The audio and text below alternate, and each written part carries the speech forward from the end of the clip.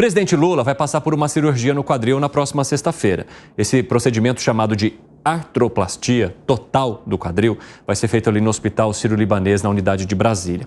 Apesar de Lula receber anestesia geral, ficar algumas horas inconsciente, o vice-presidente da República não deve assumir o poder oficialmente. A possibilidade até foi debatida por aliados, mas eles entenderam que se algo acontecer, algo de urgente, o vice está ali, ele está pronto para assumir. Só que essa situação está provocando, porém, um movimento diferente do que a gente está acostumado a ver. A primeira-dama, Janja da Silva, de 57 anos, terá um protagonismo em compromissos que envolveriam o presidente da República, um protagonismo junto com a equipe do governo. Eu quero até trazer para vocês aqui um vídeo que foi publicado pelo ministro Paulo Pimenta em relação a uma das viagens que Janja deve fazer com essa comitiva. Vamos acompanhar agora. Por determinação do presidente Lula, nós estaremos retornando ao Rio Grande do Sul numa comitiva de ministros, desta vez acompanhados da primeira-dama, a Janja, que tem como tarefa acompanhar de perto aquilo que o governo federal tem feito. A Janja vai estar conosco para olhar de perto, anunciar outras medidas. Bom, ele deixa claro, Janja vai para acompanhar o que está acontecendo no Rio Grande do Sul, algo que normalmente seria feito pelo presidente da República, e mais do que isso, ela vai ter o papel de anunciar medidas ao lado dos ministros. Como é que vocês entendem, então, esse protagonismo que Lula dá à primeira-dama e o vice-presidente Geraldo Alckmin, que fica ali, olha, se alguma coisa urgente acontecer, a gente te grita, mas quem vai fazer esse passeio é a primeira-dama em Gustavo Segré. Isso me parece uma boa medida para o STF. Ah, é? Por quê? Claro, para avaliar se isso é constitucional. Porque quando os eleitores escolheram, eu não vi em lugar nenhum que na fórmula esteja a primeira-dama. Era Lula e Alckmin. Não encontrei Janja no meio. Então, qual seria o motivo da primeira-dama ir acompanhando os ministros? E pior, o ministro da Comunicação comenta como se isso fosse uma grandeza absoluta. Olha, vamos ficar tranquilos, porque não vem o presidente, mas vem a primeira-dama. Ela pode ir acompanhando o presidente, ela vai na sua função de primeira-dama, que é a esposa do presidente. Não tem nenhuma função executiva e não deveria ter nenhuma função executiva. Adoraria escutar algum membro da Corte Suprema dizendo se isso é constitucional. Fala, Luiz Felipe Dávila. Eu queria que o meu amigo Segré contasse pra gente um pouco a história de um personagem argentino. Não, não traz isso. Não, Evita pelo amor de Deus. Como Evita. É que é? Me conta. Evita falar disso, melhor. Evita falar disso. Gente do céu. Mira, e conta. aonde terminou? Conta. Aonde terminou esse negócio? Aonde terminou? A história ensina por analogia. Conta um pouco a história da Evita Peron. A Evita era a primeira-dama. E começou a ter, inclusive, ela foi que empurrou o Perón ao poder, porque tinha um programa de rádio em que divulgava muito as ações do seu marido naquele momento. E ela começou a crescer, a crescer. Era a mãe dos pobres. Só que tinha joias para tudo quanto é lado, tinha um vestido fantástico. Que gostava. Todo mundo gosta de joias, me parece. Mas ele tinha muitas joias, tinha uma quantidade gigantesca de roupa, então.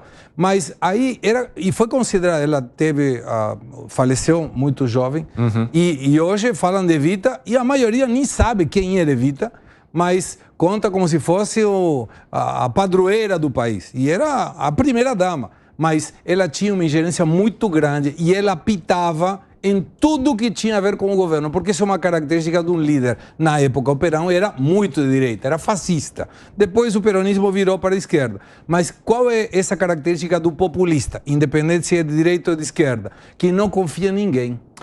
Fábio Piperno, você vê algum problema no movimento da primeira-dama a pedido do presidente da República, que vai entrar em cirurgia numa viagem com os ministros ao Rio Grande do Sul e até em conversas com outros ministros? Ela, por exemplo, teve um encontro com a Aniele Franco, provavelmente para falar sobre toda aquela tensão envolvendo a ministra, do Ministério de Igualdade Racial, da viagem que fez aqui para São Paulo, da exoneração de sua assessora especial. Enfim, esse protagonismo de Janja oferece algum problema ali na gestão do governo? Acho que do ponto de vista legal, não. Ela vai acompanhar uma comitiva de ministros, ela é a primeira-dama. Não vejo, em relação a isso especificamente, nada de muito inconveniente. O que eu acho que é algo que, de fato, extrapola demais o papel dela é o protagonismo que ela vai assumindo, não por conta disso, mas por conta até de outras situações em que eu acho que ela aparece demais. Aí eu acho que sim, assim, discutir esse espaço dela é algo que deva ser feito. Agora, inclusive, eu quero trazer mais um detalhe aqui, mais uma informação para você que nos acompanha, porque a Comissão de Fiscalização Financeira e Controle da Câmara dos Deputados, ela aprovou convites para ouvir 6 ministros do presidente Luiz Inácio Lula da Silva, justamente para entender e para que eles prestem esclarecimentos sobre a atuação da primeira-dama em uma agenda presidencial. Fala, Alan Gani. Pois é, existe uma regra clara, constitucional, que é presidente da República, na vacância do presidente, o vice-presidente seria o Geraldo Alckmin. Na ausência de Geraldo Alckmin, quem que assumiria? O presidente da Câmara dos Deputados, Arthur Lira. Na sua ausência, Rodrigo Pacheco, presidente do Senado. E na sua ausência, Rosa Weber, depois o ministro Barroso, que será o futuro presidente do Supremo Tribunal Federal.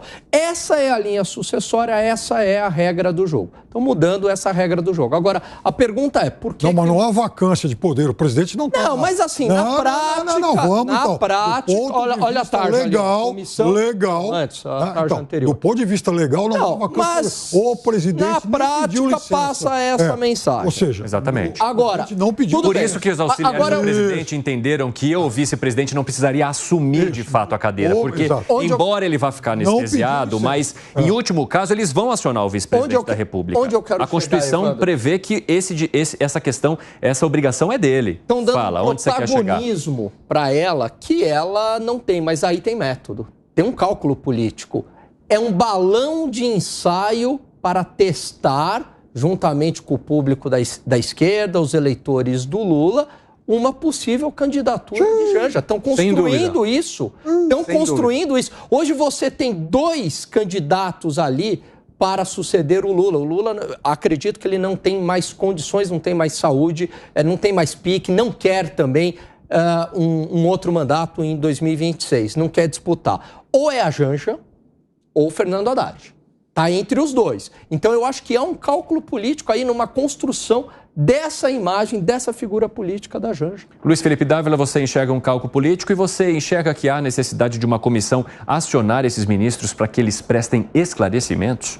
Olha, acho que tem 2 coisas aqui. Primeiro é o poder informal. O poder informal existe e esse poder nós sabemos que a primeira-dama é a toda poderosa. O poder informal é o que o Lula dá a ela, a liberdade dela participar de reunião, de opinar, fazer viagens, enquanto ele está sendo operado, ela ter esse protagonismo em viagens de ministros. Esse é o poder informal. O poder formal, que eu digo que é o poder da caneta, esse poder ela não tem. Quem tem esse poder é o presidente Lula. E no caso do presidente Lula, se ele pedir ali um afastamento para poder se recuperar melhor, quem vai assinar é o Geraldo Alckmin, que é o vice-presidente da República. Então, existe uma hierarquia assim. Ela pode anunciar, fazer o que quiser, mas liberar a verba, nomear pessoas, tudo que é o poder do presidente, ela não pode fazer. Então, sim, é um ensaio, sim, eu acho que tem que ficar testando e Janja, não há dúvida que tem essa enorme influência sobre o presidente Lula. Agora, o presidente Lula vem tratando essa cirurgia de uma forma meio leve, e é porque ele não sabe muito bem como é que é. Eu fiz essa cirurgia, eu sei muito bem como é que é essa cirurgia. Essa cirurgia, ela é complicada. A recuperação demora. Vai ter que ter muito tempo de fisioterapia, vai ter que ter um tempo andando de muleta, que ele falou que ele não quer ser visto andando de muleta, que é uma bobagem, né? Total, mais uma bobagem dita pelo presidente. Mas, enfim, é uma coisa que vai demandar horas do presidente para se recuperar devidamente. Porque se essa fisioterapia não for feita corretamente, vai ter problemas para o resto da vida, como aconteceu, eu comentava aqui com o Piperno, com o Pelé. O Pelé fez a mesma cirurgia, levou assim toda essa parte de fisioterapia nas coxas, ficou a vida inteira andando mal por causa de não ter se dedicado à questão da fisioterapia. Eu digo isso porque não é uma coisinha assim de eu vou operar na sexta, segunda-feira eu estou despachando. As coisas não são assim. Então é preciso entender muito bem como é que vai ser esse poder informal de Janja durante esse período de Lula na sua convalescência. Eu quero até aproveitar, e você usou a palavra correta, né? Informal, porque não houve nenhum tipo de nomeação, tá, pessoal? Não houve nenhum tipo de menção oficial do presidente Lula. Olha, estou aqui delegando à primeira-dama a obrigação de cumprir a agenda presidencial. O que tem é esse protagonismo que é dado exatamente por conta da viagem que ela vai fazer, e isso foi anunciado pelo ministro Paulo Pimenta. Não é ninguém que está falando nem inventando nada, foi o próprio ministro que postou em suas redes sociais dizendo que a primeira-dama é quem vai acompanhar essa comitiva de ministros até o estado do Rio Grande do Sul e outras reuniões que Janja teria com ministros do governo Lula. Mas não há nada em diário oficial, nenhum documento, nenhuma ferramenta oficial entregue pelo presidente da República à primeira-dama neste caso.